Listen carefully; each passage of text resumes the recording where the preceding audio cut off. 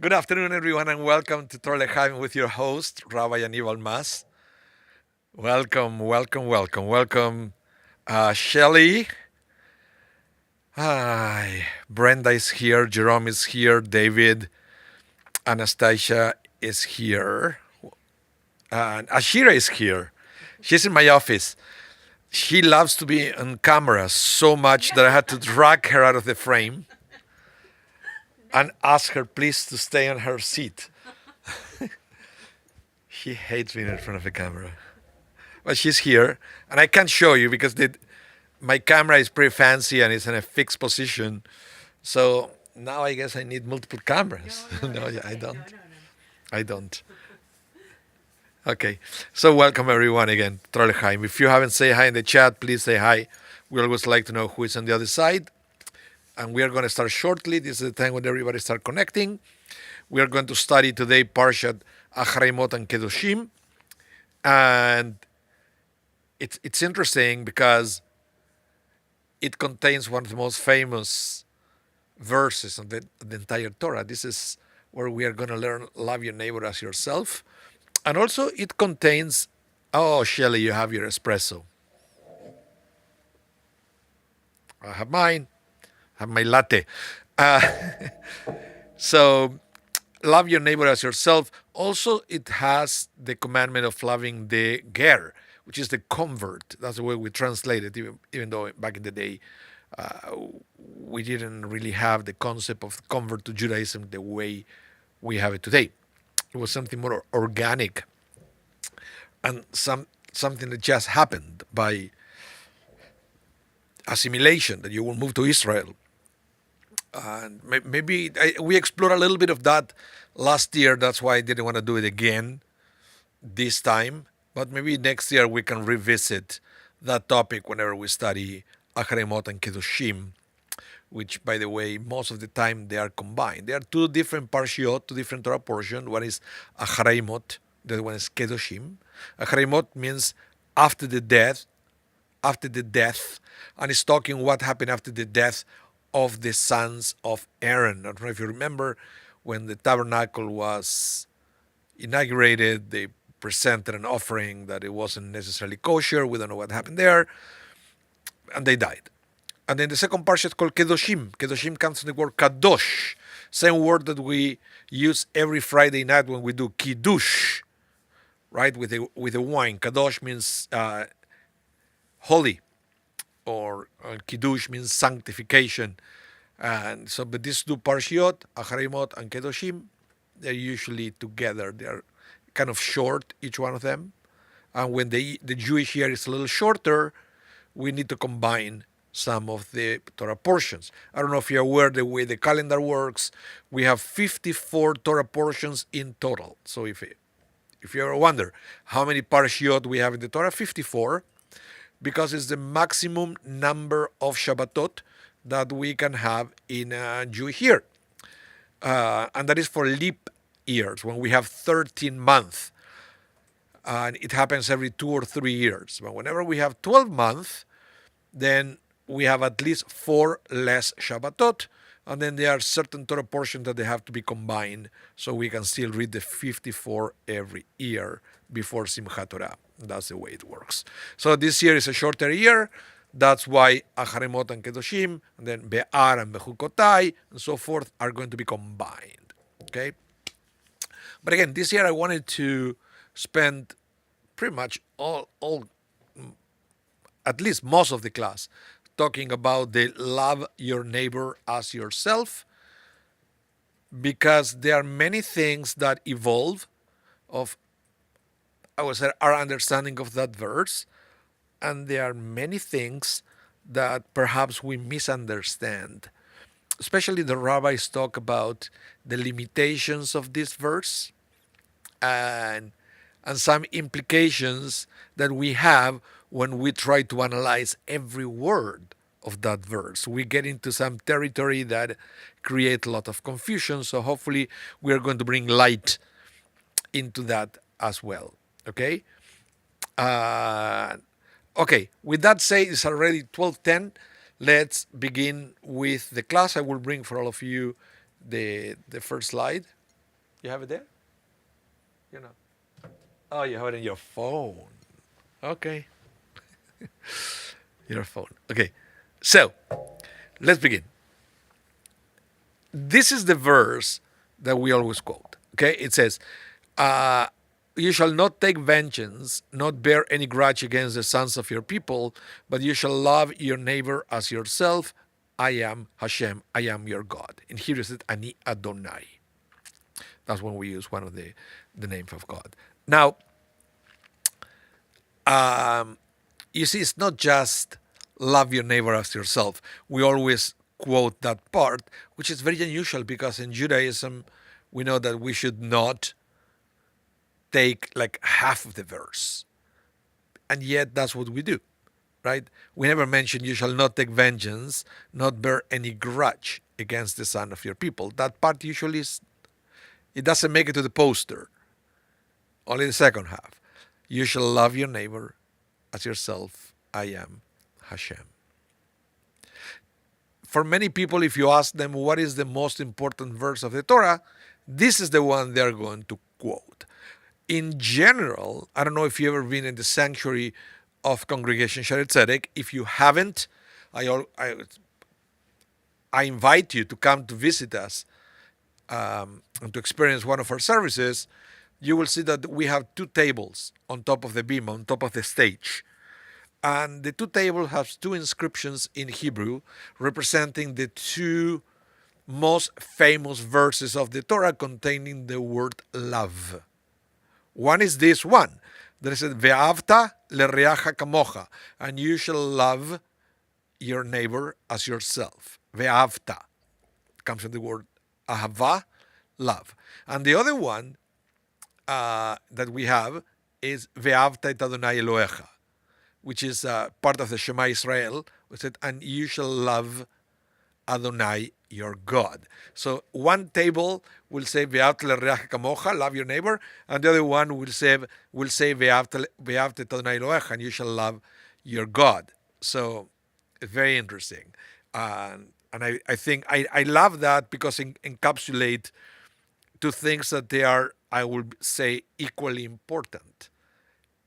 You can't just focus on yourself and loving yourself, or just God and neglect yourself, and vice versa. So that's why we decided to do that. Brenda, you had Kedoshim as your bat mitzvah parsha. Did you have to write a Dvar Torah, a speech or something? I would like to know if you remember what you said for your bat mitzvah. I remember when I had my bar mitzvah in Argentina, we did not have to write a Dvar Torah. I don't know why. And then when I moved to Chile, also the people didn't have to write, the students didn't have to write the Dvar Torah. It was just a small blurb.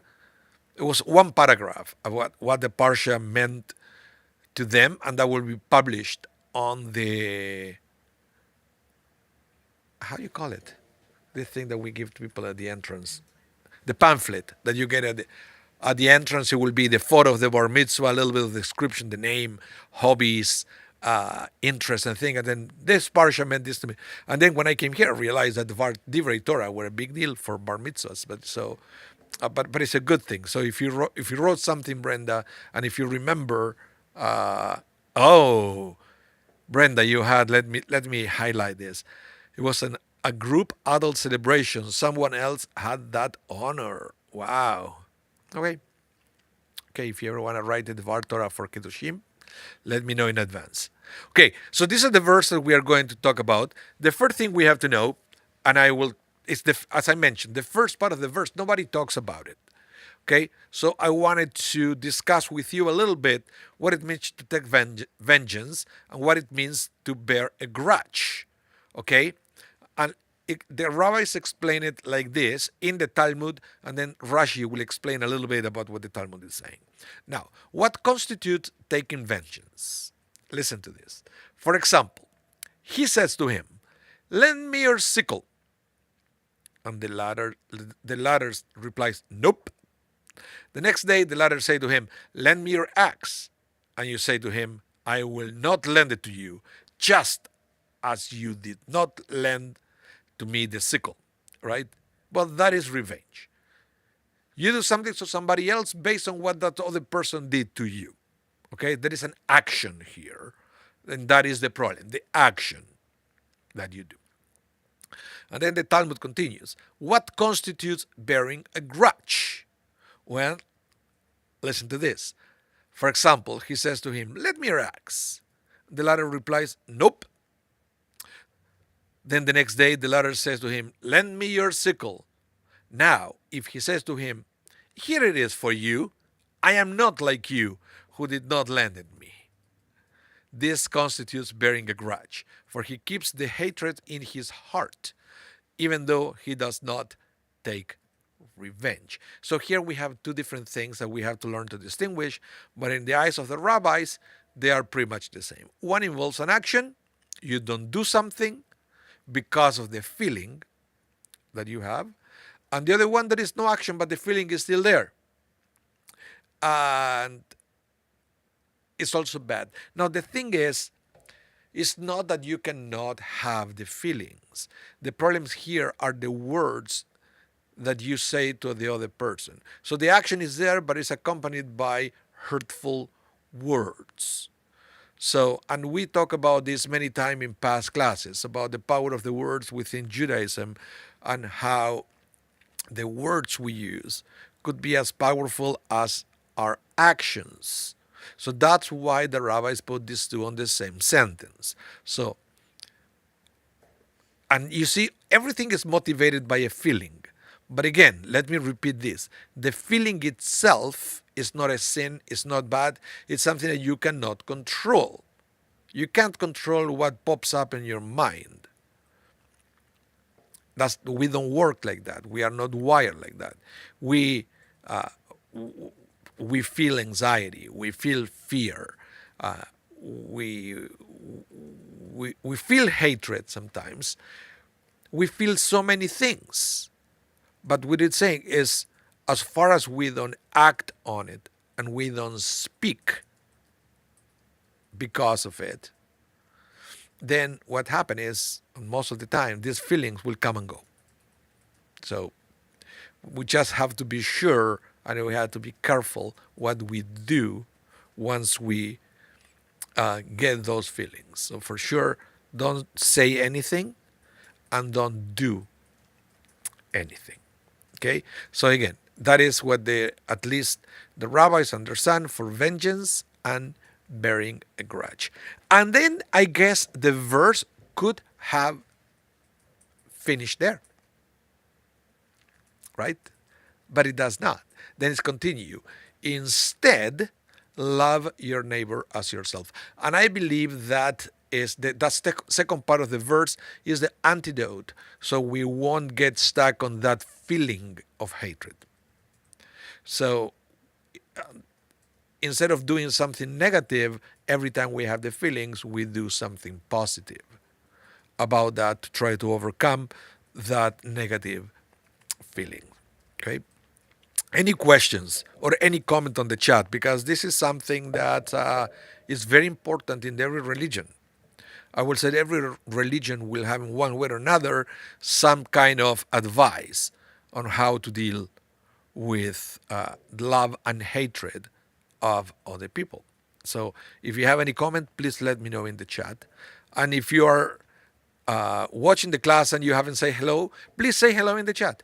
Brenda, you said, what happened with those? What happened to those that don't live themselves? That would be a dilemma. I don't love themselves, but don't love themselves. Yeah, well, that is a very good point. Because again, going back to the verse, if it says love your neighbor as you love yourself, it implies that you cannot love your neighbor if you don't love yourself first. Right? And again, this is something that we also explored in this class before when we say, for example, about saving a life. We always say that your life comes first. It's called Hayacha Kotmim.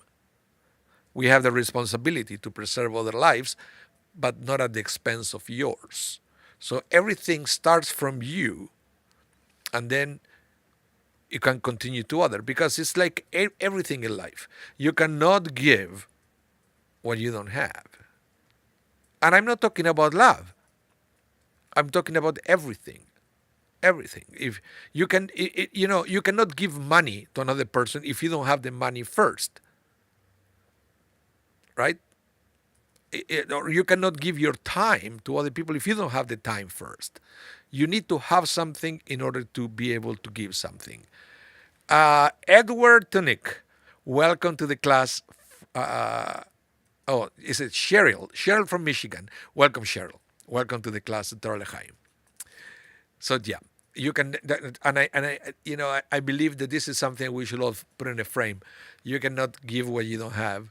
So if you want to give love, you have to develop love within yourself first, and then you will have love to give to others. So going back to the love your neighbor as yourself, and this comes at not surprise, that Rabbi Akiva said, this is a fundamental principle of the Torah. In other words, this is the most important thing on the Torah. And there are even songs about this. I don't know if you ever heard Amar Rabbi Akiva. Did you hear that one? I will put a little bit of echo so it sounds better. Amar Rabbi Akiva ואהבת לרעך, לרעך כמוך, ואהבת לרעך, לרעך כמוך. And then the song goes, זה כלל גדול גדול בתורה, זה כלל גדול בתורה. This is a fundamental principle of the Torah. So that's a song based on this statement from Sifra. Sifra, by the way, is a book of Midrash, and this is where it's coming from. Brenda, you missed a concert. Unfortunately, the only time that I do concerts in this day and age is at the seniors' home here in Winnipeg, once a month. But we are not streaming those. So, Shelley, you said, let's see what you said, Shelley, that saving one's own life come under the heading of suicide. What do you mean? Does saving one's own life come under the heading of suicide? I don't get it, Shelley. If you can rephrase it, I will love to answer that question. Yeah. Okay, so let's continue. Now, another time that we learn about this phrase, love your neighbor as yourself, saving your own life is not committing suicide.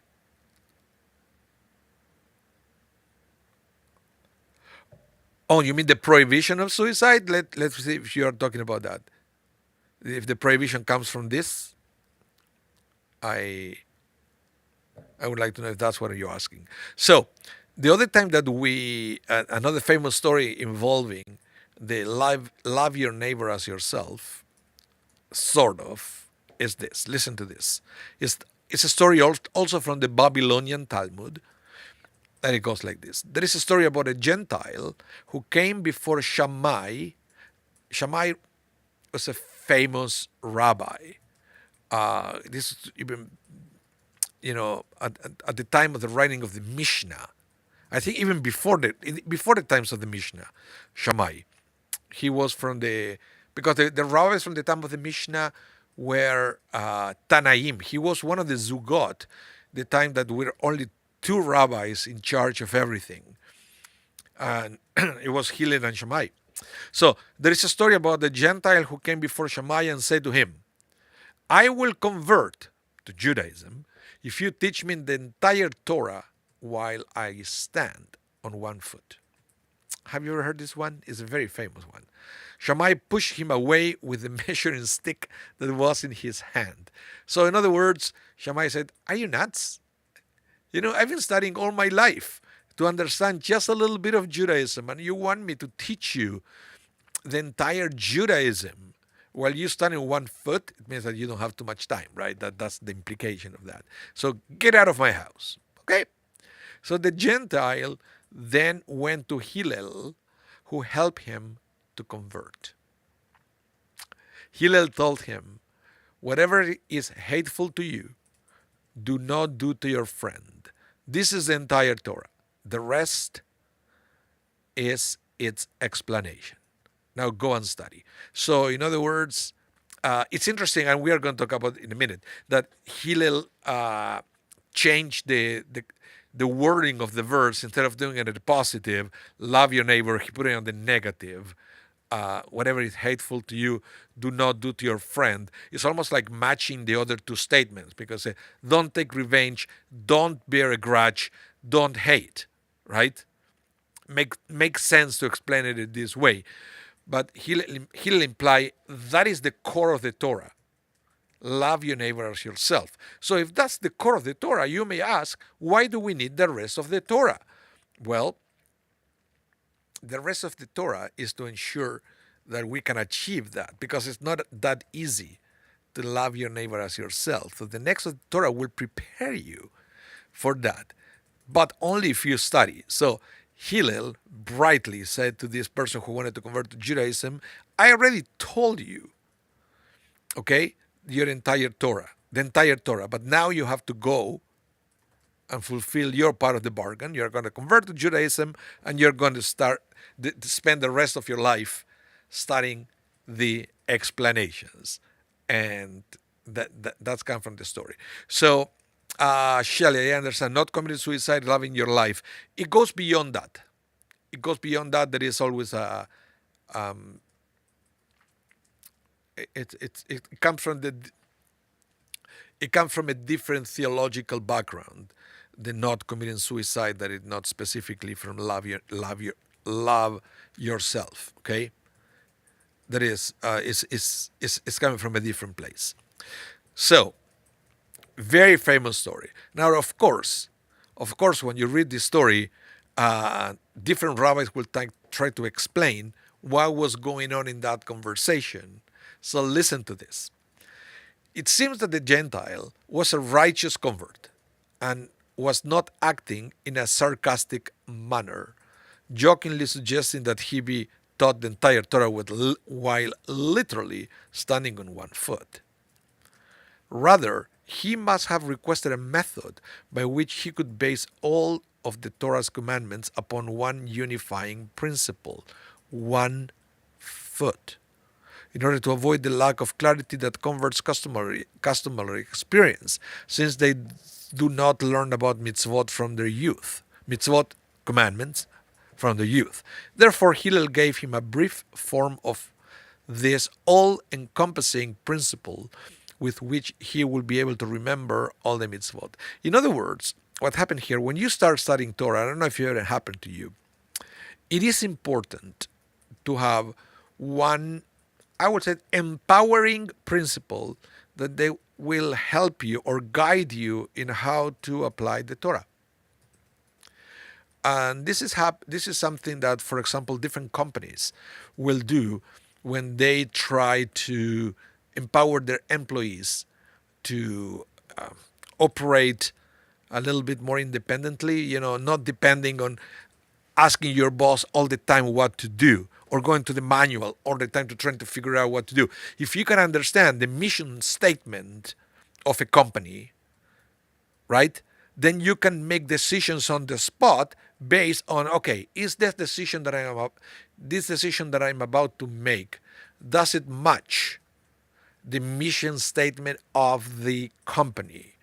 And that helps a lot. It will empower employees to make quick decisions by themselves, not depending so much on a superior for that.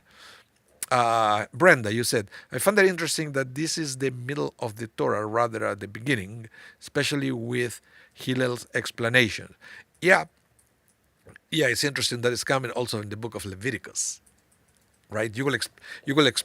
I would expect this in the book of Exodus or around the Ten Commandments or something like that. No, it's in the book of Leviticus that is mostly dealing with sacrifices and stuff like that. And yet we have this verse here. But I believe it is important. This is what this rabbis and Rabbi Shlomo Ephraim Ben Aaron Luchitz, what he's saying is that love your neighbor as yourself is almost like the mission statement of Judaism, and that is something that will empower you to make decisions when you need to know how to apply a mitzvah specifically. When you do something because it's commanded by God, you always have to ask yourself, am I harming somebody else by fulfilling this mitzvah, right or not? As somebody taught me once, I was talking in a class and back at the seminary about prayer and talking about what is a prayer with kavanah, what is a good prayer, and how do we pray. And the rabbi taught us at the time that the best prayer is when at the end of the Amidah, that we take 3 steps to the back at the end of the Amidah. We have 3 steps to the back and then one side and the other side, right? Remember that part? He was saying at the end of the Amidah, when you take the 3 steps to the back, the first thing you do is to look behind your back to be sure you are not stepping into anybody's toes. You understand what he's trying to say here? It doesn't really matter how much kavanah you have. If, for you to have that beautiful prayer experience comes at a cost that you're stepping into somebody's toes because you cannot check what is around you, that is not real prayer. So that is, again, prayer is very important, but you have to put it together with do not do to somebody else what you don't want some people to do to you, or love your neighbor as yourself, which I guess Hillel thought that just saying love your neighbor as yourself will be more difficult to understand, so he tried to make it easier for the convert to understand that principle, and that's why he mentioned it that way. So, listen to this. This is, and you know how much I love this. I bring it all the time. The Sefer HaChinuch. This is a book that includes all the 613 commandments of Judaism. So if you ever want to have a summary of each one of the commandments and, you don't have time to go through the entire Talmud, that is the way to go. It's a beautiful book that summarizes all the commandments. So, listen to this, what Sefer HaChinuch will say about this specific mitzvah, because love your neighbor as yourself, it is a specific mitzvah, specific commandment. So, the Sefer HaChinuch will say, the elements included in this mitzvah follow the general principle that one should treat another person in the way that he will treat himself. For example, protecting his property, preventing him from being harmed, speaking only well of him, respecting him, and certainly not glorifying oneself at his expense. The sages have said regarding this last point, one who glorifies himself at the expense of his fellow has no share in the world to come, whereas one who behaves with others in a loving and peaceful manner fulfills the verse, Israel by whom I am glorified. In the Sifri, remember I read this one for you, the one who was saying the phrase of Rabbi Akiva. In the Sifri, it is stated that Rabbi Akiva said this is a fundamental principle in the Torah, meaning that many commandments are related to this one. Again, the concept of mission statement. In the respect that one who loves his fellow will not steal his belongings, not be unfaithful to his wife, nor will he defraud or insult him, not trespass upon his property, nor cause him damage in any way. Thus, the fulfillment of many other commandments is dependent upon the fulfillment of this one. Let's see. I have many comments here.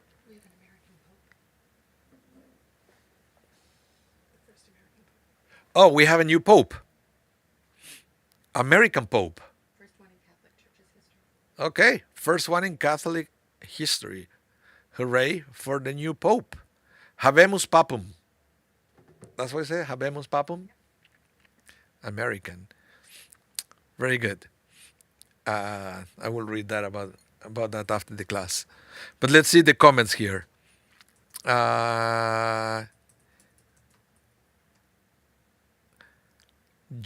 You bought one for David? Oh, cool. Jerome said, it is in Bereshit Cain and Abel, an example of doing something hateful to yourself, to another. What do you mean? Can able example of doing something hateful to yourself and to another? Jerome, come on, you have to explain me that one. And yeah, now let's see. Let's continue because there is something that I wanted to share with you. Now there is another book containing all the mitzvot. Remember, Sefer HaChinuch is not the only one. You have Sefer HaChinuch, Sefer HaMitzvot, Mishneh Torah. You have Sefer Mitzvot HaGadol. There are multiple attempts to summarize all the 613 commandments. So this is another one, Sefer Mitzvot HaGadol. And this is from France, in the year 1247. So it goes like this. Imagine a person sitting and cutting a piece of meat, okay, who accidentally cuts his own hand with the knife. Would it be logical for him to hit the hands with his whole, which is holding the knife in revenge? Nevertheless, this analogy only applies to a person who is your comrade in scholarship and deeds. However, regarding an evil person who does not accept rebuke, it is a mitzvah to hate that person. Why do I want to bring this to you? Because there is a big controversy about how to understand the verse in Hebrew. The verse is, love your neighbor as yourself. Neighbor or fellow in Hebrew is reacha. Ve'avta lereacha kamocha. And it's not clear what the word reacha really means. Is it friend? Is it somebody from your people? Is it a Jewish person? Is it not a Jewish person? Is your literal neighbor from next door? What is it? So we are going to see that there are different interpretations of this word because depends on how you translate this word. It will be a different extent for this verse. In fact, I heard many interpretations today. Many rabbis, they try to explain that Ve'avta lereacha kamocha means to Jewish people only. But some others, like the Sefer Mitzvot HaGadol, it goes even further than that. That it will say this applies only to people that is like you, that is at your level. Okay? And even further than from there, that it says, if you have in front of you a person that is evil, and you try to rebuke a person, you try to make them understand that what they're doing is wrong. If the person doesn't want to change, it is a mitzvah to hate that person. Now, what does it mean to hate that person? I'm not even going to go there. To what extent we are allowed to hate? Is it just a feeling that you have? Is the way you talk to the other person? Is the way you're allowed to behave towards the other person? Is very interesting. But the way you're going to treat the other person, it depends a lot on how you translate the word reacha. Okay? In modern day and age, I want to tell you right away, reacha, we accept the translation as fellow or neighbor, and it includes Jews and non-Jews. But it wasn't necessary always like that, because comments like this, right, for evil person, non-Jews were most of the time in history, non-Jews were the one who were the evil or doing evil things against Jews. So it's basically said you're not obligated to love such people, the people that are trying to destroy you. Right? And you try to build bridges, you try to establish a relationship with them, and that failed again and again and again. So those people, then it's a mitzvah to hate them. You don't have to love them because there is nothing else for you to do. But even here, with this extreme interpretation of Sefer Mitzvot HaGadol, it implies that there was an attempt first to fix that relationship.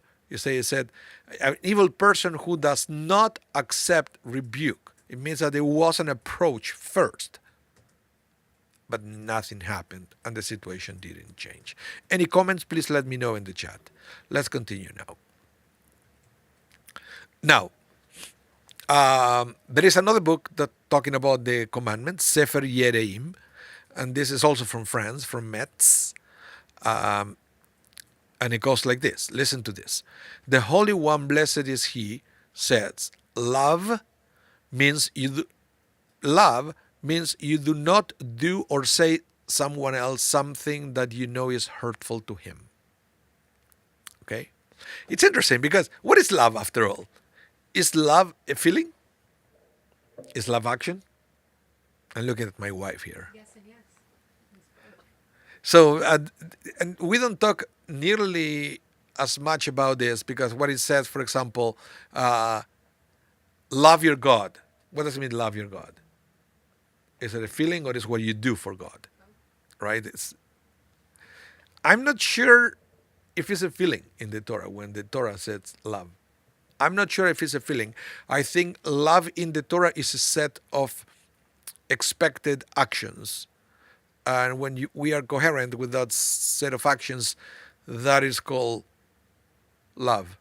Okay?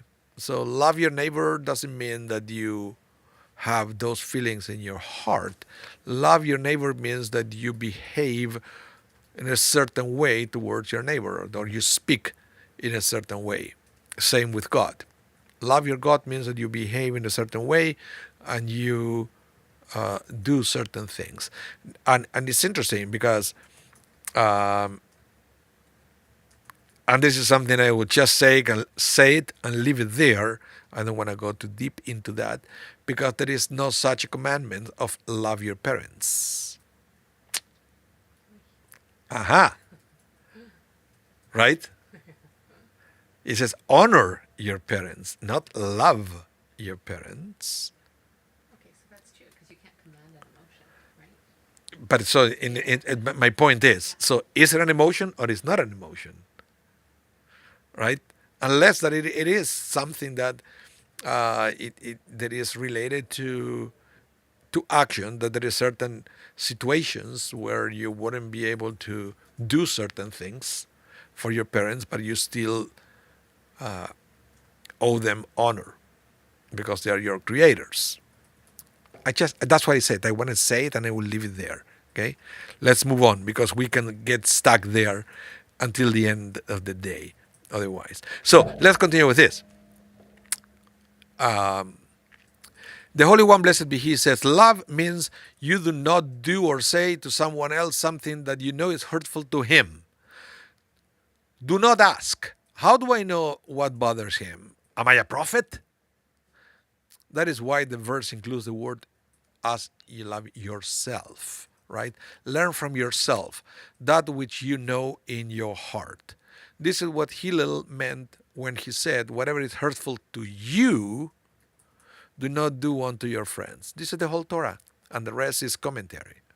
So now we have, for the first time, for all this text that I share with you, a text that is putting the two things together. The way it's written in the Torah and the way Hillel is interpreting that verse. So we can learn from there. And it's interesting because it recognizes the way we judge things around. We judge everything based on our own experience. And it's true. It's a fair question. How do I know what would bother another person? Well, you don't. You can't unless you ask. But in general, you always start with your own experience. You could be way off sometimes. You could be way off. But we have no other way unless you have more information, which usually we don't. We start from whatever we understand about the situation. Okay? And yes, you can make mistakes, but that's the way it is. Shelley, you say, let's see here, the action, which is external, must come from internal heart and mind. Sometimes, and that is the best possible situation, right? When there is coherence between feelings and action. But it not always happens like that. if sometimes you will have to do things that you don't feel like doing, and there is something that you can see in the modern days that people don't like to do. People don't like to do things that they don't feel like doing. But it's not what the Torah says. The Torah is saying here is sometimes you will have things that you will have to do or say, even if you don't feel like. Right? Like doing dishes and taking out the garbage, even if I don't feel like, and if I don't do it, well, the voice of God will tell me right away. Through his vessel. The voice of God, most of the time, sounds pretty similar to my wife's voice. I don't know why. It might be just me. Yeah, but we have to learn sometimes to do things that we don't want to do because it's the right thing to do. Yeah.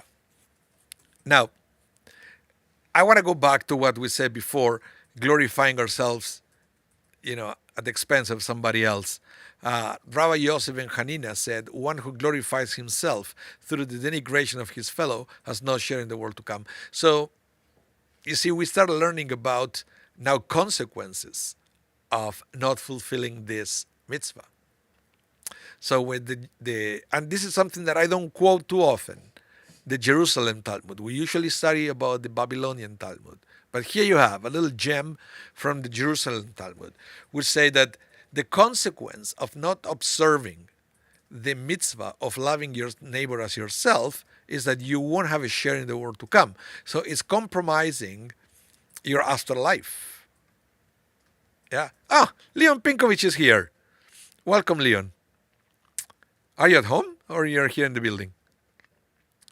I don't know. I didn't see you today, so that's what I'm asking. But welcome to the class.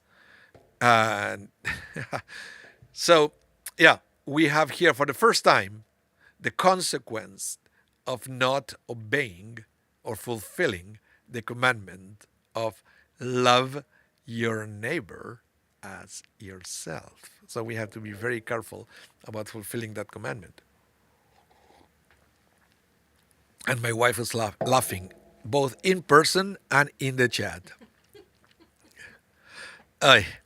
Anyway, now the Rambam, and I was eager to share this with you because I always appreciate what the Rambam teaches about the commandments, because remember, Maimonides, the Rambam, was a rationalist, and he always was trying to find the rationale behind all the commandments. That's why he wrote the Mishneh Torah sometimes, not only for us to know what to do, but why we do it.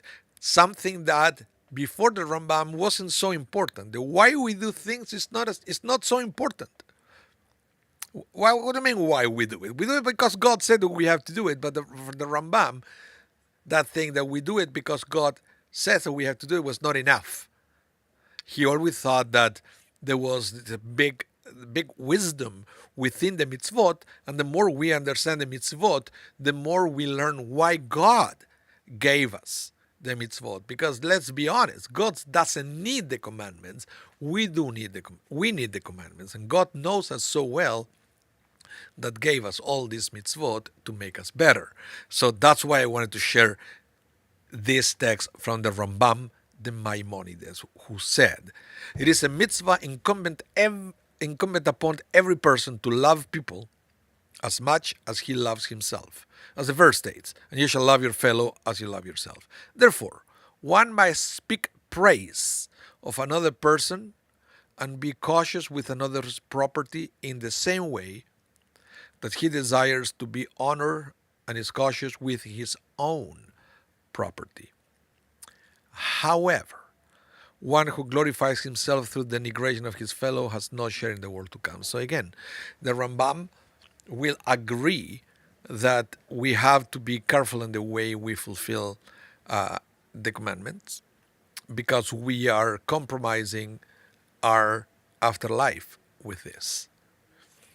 It's in the sense that you can fulfill all the 613 commandments, but if you don't do it with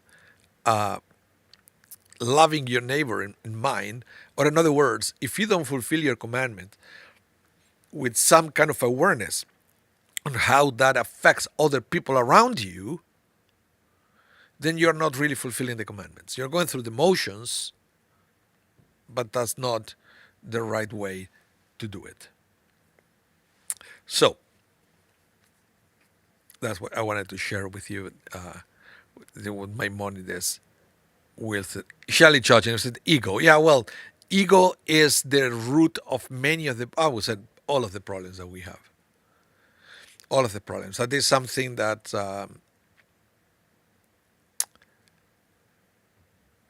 we understand or we study about it at a deeper level during Passover when we eat the matzah and we take the chametz out of your homes. The chametz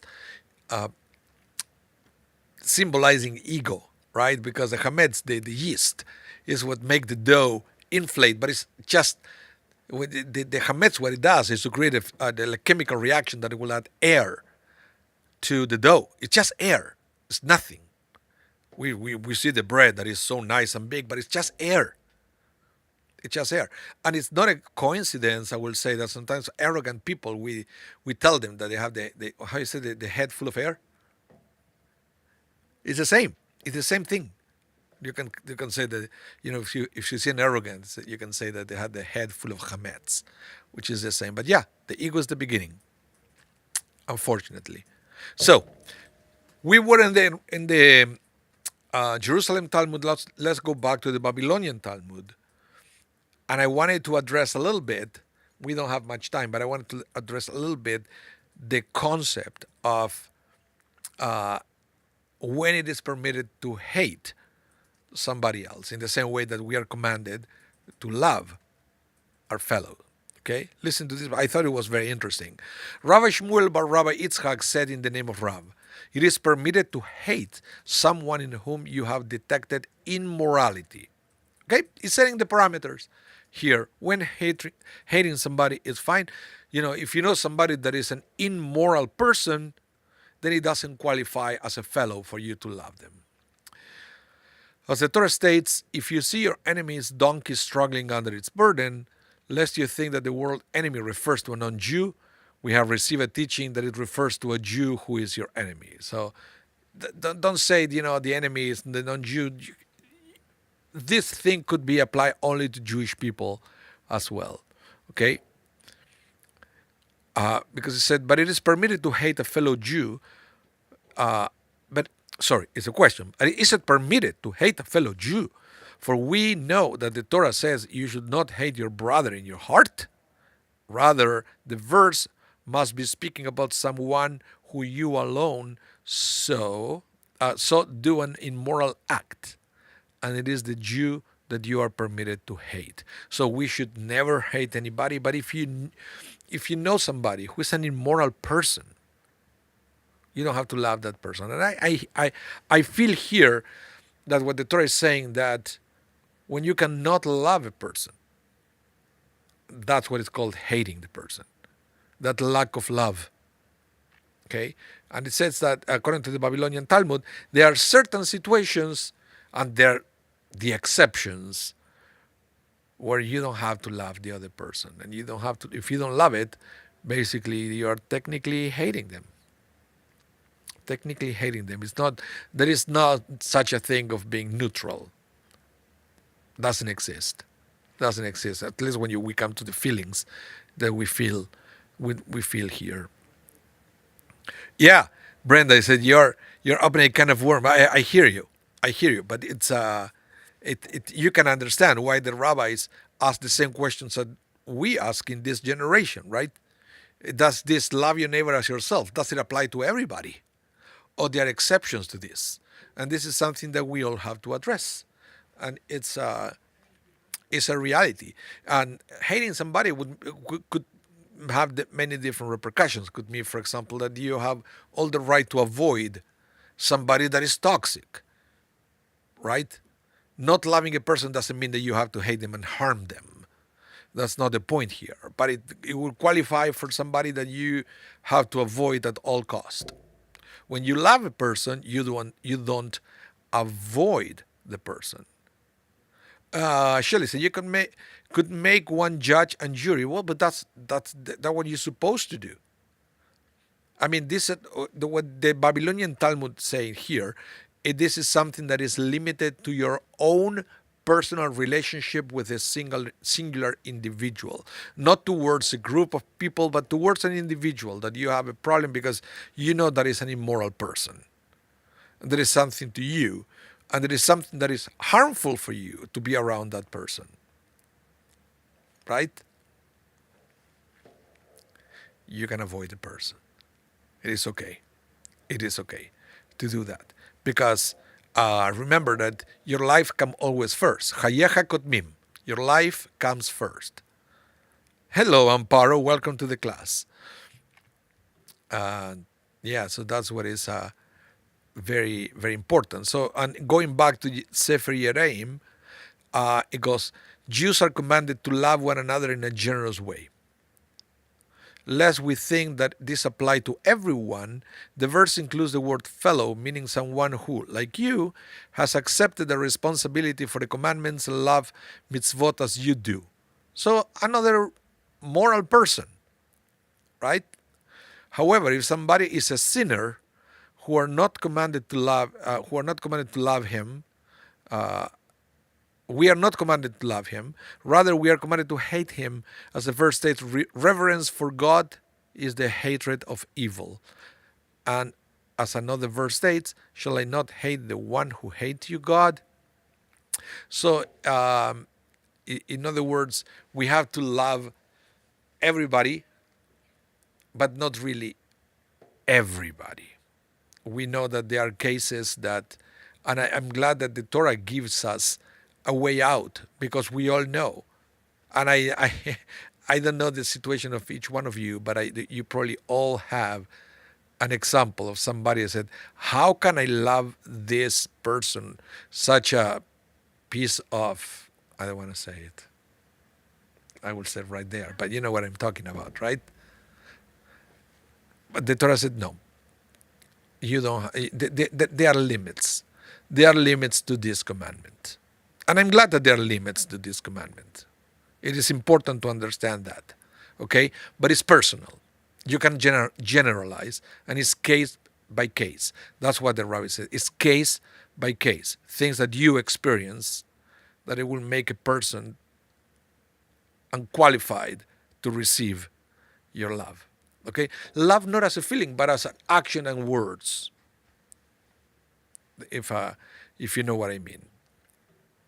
Let's see if I can have one more here. I think I want to close with the Lubavitch comments. It said, regarding that which is stated in the Talmud, there is a mitzvah to hate someone who sins.